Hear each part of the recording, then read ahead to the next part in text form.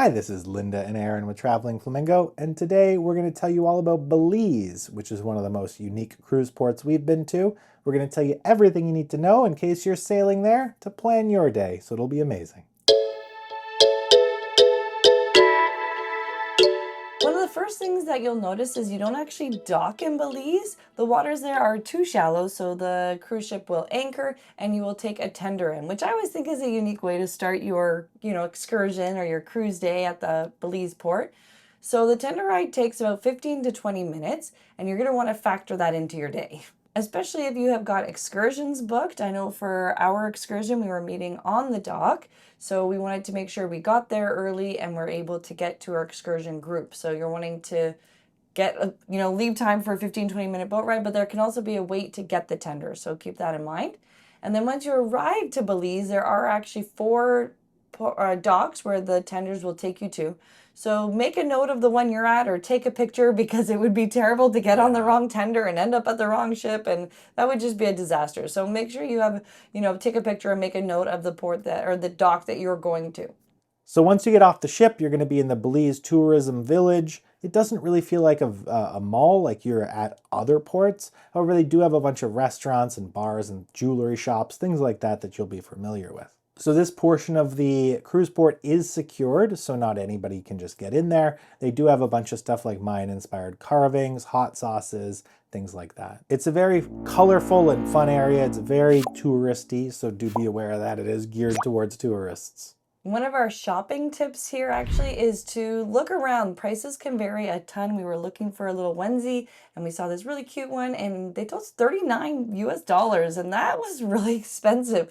So as we kept going, we found another one for $15 that we really liked too. So you don't have to get the first one you see, do shop around. So like a lot of tender ports, the tenders do deter people from going on them, which is a shame because it's a really nice port to walk around.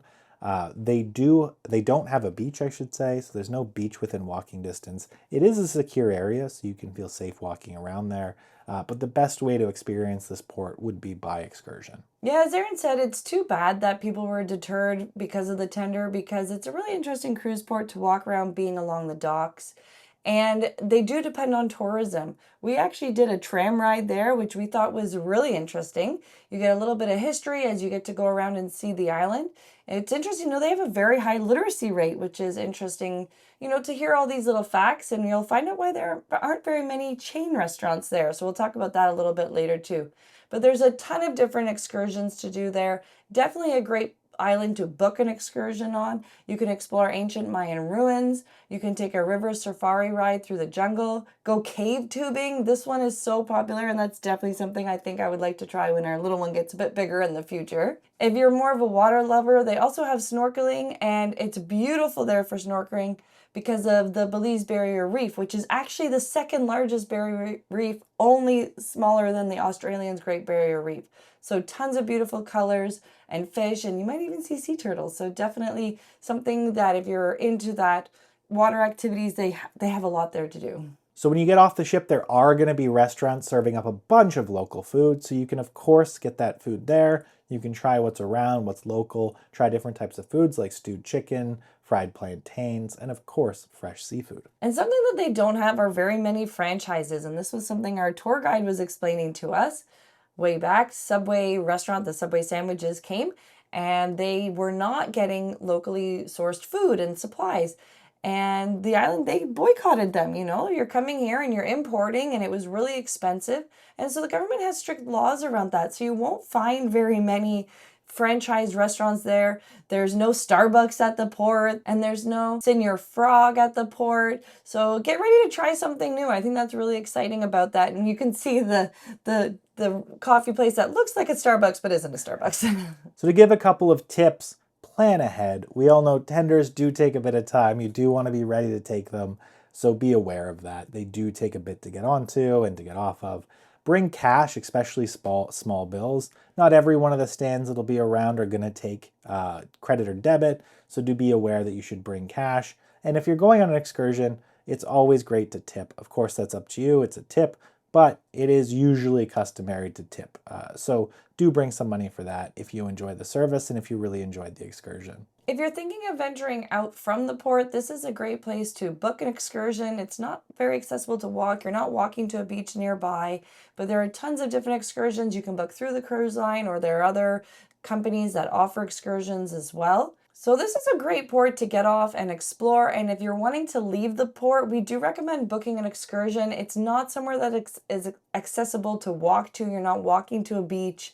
And there are tons of different excursions to do, but if you don't want to do the excursion, just get off and enjoy the boat ride on the tender and enjoy exploring the port. So Belize is such a unique cruise port. It's really worth it to go to the port, walk around. There's different hot sauces, things like that.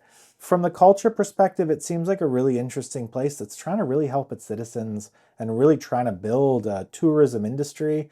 I think it's Royal Caribbean that's trying to build a whole new island out there in Belize.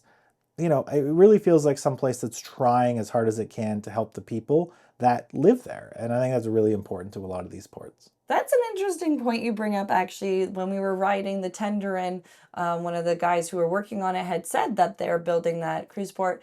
And they said they don't know if they're going to be requiring tenders or not anymore. Are people going to be getting excursions into the city anymore? So I think that's interesting to see. And we'd love to know your comments below if you've been sort of tracking what's happening with that and what are your thoughts. And, there's a lot we don't know how much Royal Caribbean may be giving to Belize, the government, and if that's going back to their citizens or how all that is going to work. Or if they've canceled it already, who knows? Yeah.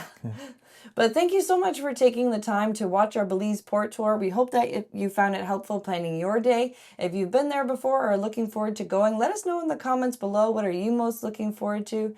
Thanks so much for taking the time to watch our video, and happy travels.